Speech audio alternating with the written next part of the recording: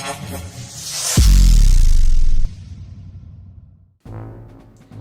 आप देख रहे हैं एचएम न्यूज और मैं हूं आपके साथ पूजा शुक्ला। ये बढ़ते हैं आज के खबर की ओर। महाराष्ट्र के पुणे से एक हैरान कर देने वाला मामला सामने आया, जहां रिश्तेदारों ने 19 वर्षीय महिला का गैंगरेप के बाद उसकी हत्या कर दी। हत्या के आरोप में एक व्यक्ति को गिरफ्तार किया गया है। पिंपरी चिंचवड़ के पुलिस आयुक्त कृष्णा प्रकाश ने बताया कि मुख्य आरोपी को गिरफ्तार कर लिया गया है, जबकि और आरोपियों की तलाश की जा रही है। थॉमस कॉलोनी के रहने वाले आरोपी तुकाराम ने अपनी नवविवाहित चचेरी बहन और अपनी पत्नी को खाली कमरा देने की पेशकश की। प्रकाश ने कहा कि आरोपी पीड़िता को प्राचीन मंदिर दिखाने के बहाने बाहर ले गया। हालांकि उसने अपने एक दोस्त के साथ मिलकर 19 वर्षीय लड़की से शारीरिक संबंध बनाने की मांग की। पुलिस आयुक्त ने कहा कि जब लड़की ने विरोध किया तो मुख्य आरोपी के दोस्त ने उसके साथ बलात्कार किया।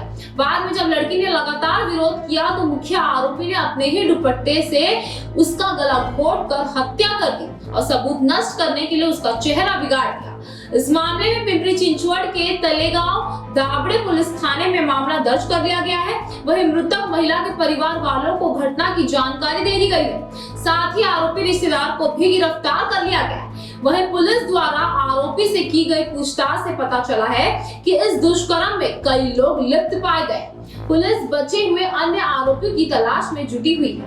थॉमस कॉलोनी देहू रोड में तुकाराम दड़स अपने कुछ मित्रों के साथ एक कमरे में रहा करता था, और जब उसके चचेरे भाई अपनी नवविवाहित पत्नी के साथ वहां आया तो उसकी खूबसूरती ने उसकी आंखें चकाचौंध कर दी और उसने अपने चचेरे भाई सोमनाथ दड़स से ये कहा कि मेरे घर के ऊपर का रूम खाली है और तुम उसमें अपनी धर्मपत्नी के साथ रह सकते हो, हमें कोई आपत्ति नहीं है, मेरी पत्नी भी गांव में रहती है। ऐसा सुनने के पश्चात सोमनाथ दड़स पिछले शनिवार से अपनी पत्नी के साथ वहां रहने लग गया था, लेकिन वहां की जानकारियां ज्यादा नहीं होने के कारण उसने तुकाराम से ये कहा कि आप इनको, मेरी पत्नी को यहाँ के शॉप्स, बाजार या यहाँ की जो आटे की चक्की वगैरह है इसकी अच्छे से जानकारी आप दे दें। उसने कहा कि इसके अलावा मैं घेराड़ेश्वर नाम के एक जो बहुत प्राचीन मंदिर है वहाँ दर्शन के लिए जाने वाला हूँ, तो मैं इसे ले जाना चाहूँगा। उसने इसका कोई विरोध नहीं किया और वो अपने काम में निकल गया।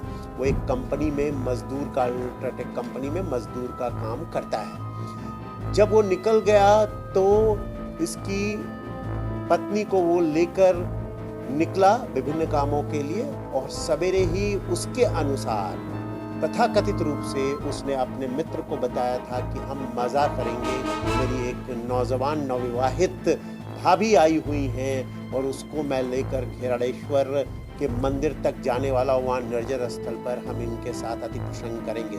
और इसी क्रम में वहाँ पर उसने शरीर सुख की मांगनी की, उस पर जबरदस्ती करने की कोशिश की। लड़की ने जबरदस्त विरोध किया, भाभी ने जबरदस्त विरोध किया, हाथापाई की, और इस गुस्से में उसने उसके हाथ पांव पकड़े और दूसरे मित्र ने उसके साथ अति प्रसंग किया। फिर इसने अति प्रसंग करने की कोशिश की, जैसा कि इसका कहना है। हमें तो ये लगता है कि इसने भी अति प्रसंग किया है और ये कुछ बातें छुपा रहा है। तो जब उसने जबरदस्त विरोध किया तो इसने उसकी ही ओढ़नी से उसके गले में उसने फांस लगाया और उसके बाद पुरावा नष्ट करने के लिए, साक्ष्य नष्ट करने के लिए उसके चेहरे पर पत्थर दे मारा।